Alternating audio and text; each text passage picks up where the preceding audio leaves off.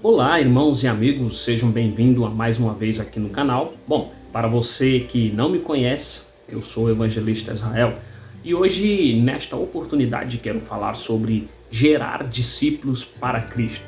E o texto de nossa leitura já está escrito em Gálatas, capítulo 4, versículo 12, 13 e 19. E também recomendo que você leia Filemão, capítulo 1, versículo 10. Vamos ler carta de Paulo aos Gálatas, capítulo 4, versículo 12 em diante. E diz assim: meus irmãos, peçam que sejam como eu, afinal eu sou como vocês e vocês não me ofenderam em nada. Gálatas, capítulo 4, versículo 12. Lembram porque foi que lhe anunciei pela primeira vez o evangelho? Foi porque eu estava doente. Gálatas, capítulo 4, versículo 13.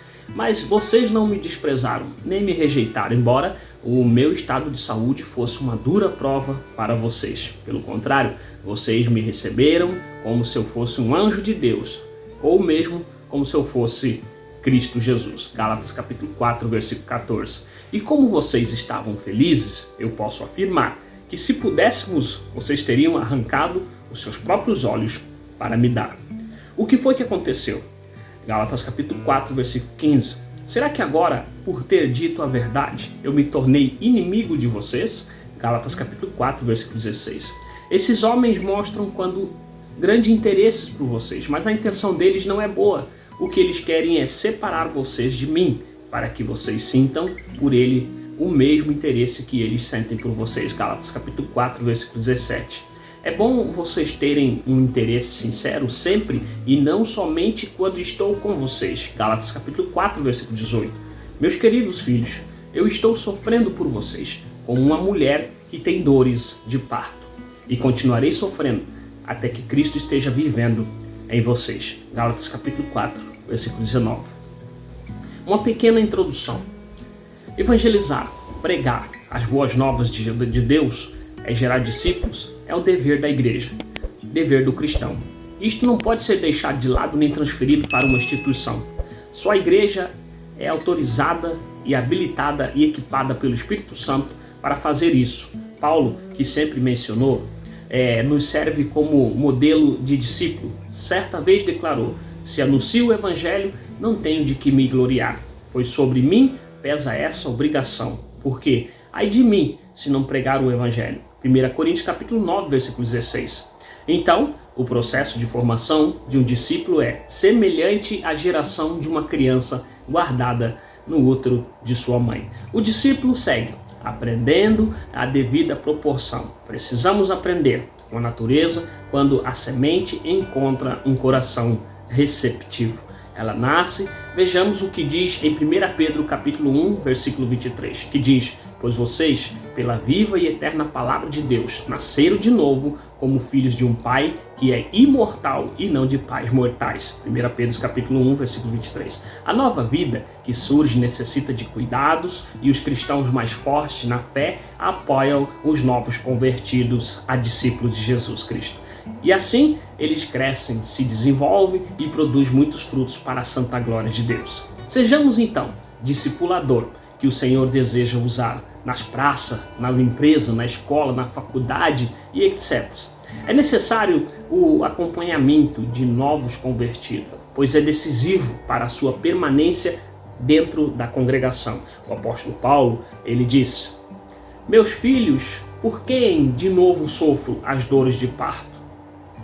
Gerar um filho é bem semelhante. No princípio, a formação de um discípulo, entretanto, é importante. Observamos todos os procedimentos para se gerar um discípulo bem forte, sadio. Por exemplo, tempo adequado, nutrição balanceada, espaço, acompanhamento, estímulo, proteção e intercessão e etc. Trazer para a leitura bíblica, trazer para a oração, trazer para o jejum, trazer para a santa comunhão com os irmãos na presença do grandioso Pai Celestial. Como é a reação dos recém-nascidos? Depende do elemento sobrenatural, mas o crescimento veio de Deus. Veja, 1 Coríntios capítulo 3, versículo 6, Paulo diz: eu plantei e Apolo regou, e a planta, mas foi Deus quem o fez crescer. Por isso, irmãos, é necessário dar devido tempo para a assimilação de todas as informações.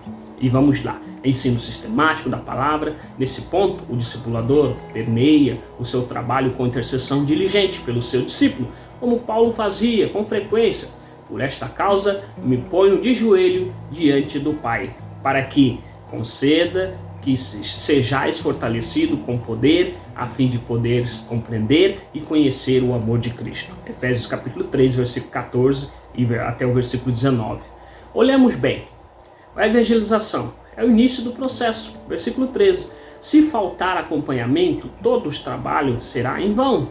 Quem atende ao chamado do evangelho torna-se filho espiritual daquele que o evangelizou. Veja, 1 Timóteo capítulo 1, versículo 2. Escrevo a você, Timóteo, meu verdadeiro filho, na fé. Assim disse Paulo, que as graças e a misericórdia e a paz de Deus, o Pai de nosso Cristo Jesus e nosso Senhor, esteja com você. O apóstolo Paulo tinha Timóteo como filho na fé, pois ele o discipulou. Falando um pouco de dores de parto.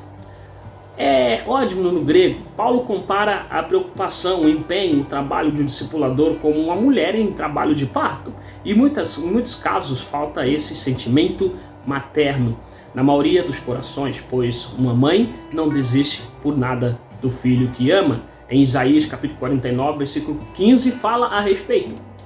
Toda energia empreendida no discipulado fundamental a formação do caráter de Cristo no novo convertido. Paulo emprega a palavra formado, que no grego é moiphode, do que verbo morphon, formar, tomar forma ou ser formado. A forma, nesse caso, não tem nada a ver com a aparência física. Antes, uma referência ao caráter dos crentes que precisam ser moldados pelo modelo de Cristo, que Cristo é o modelo de caráter a ser seguido.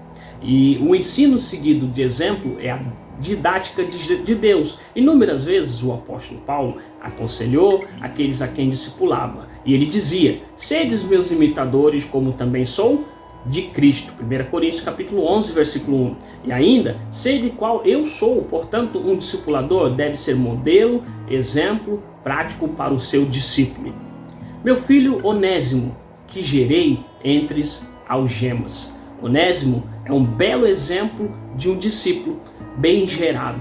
Curiosamente, seu nome significa útil, e precisamente esse objetivo do discipulado: tornar o novo crente um cooperador, um vaso de honra para a santa glória de Deus, para que Deus venha usar na obra. Veja 1 Coríntios capítulo 3, versículo 9. O discipulado visa ao aperfeiçoamento do novo crente, Efésios capítulo 4, versículo 12. E este termo no grego é catatismo, trata o sentido de treinar, formar, preparar para o ministério ou serviço cristão, por exemplo, a evangelização e as demais funções. É verdade que nem todo discípulo responde ao treinamento de igual maneira. No colégio apostólico de Jesus, por exemplo, 3 dos seus discípulos se destacavam, e eles eram Pedro, Tiago e João. Será que eram os mais interessados? Não sei. O que sei é que Deus os escolheu para uma tarefa especial. Eliseu foi um discípulo de Elias em um determinado período, lá no Velho Testamento, e do seu preparo ele foi advertido nos seguintes termos: todavia, se me vires quando for tomado de ti, assim te fará. Porém, se não me vires, não o fará. 2 Reis capítulo 2, versículo 10. Eliseu precisava estar permanentemente atento para que pudesse suceder o seu mestre no ofício de profeta. Sua aplicação seria decisiva, concluindo então a dor de Paulo demonstrada na expressão: sofro as dores de parto, até ser Cristo formado em vós. Gálatas capítulo 14, versículo 19. Revela sua tristeza pelo distanciamento do genuíno evangelho de Cristo por parte de muitos crentes da Galácia, que se afastavam. Esse afastamento ocorreu principalmente por meio de pregações heresias que se introduzem no meio da congregação por intermédio de falsos crentes.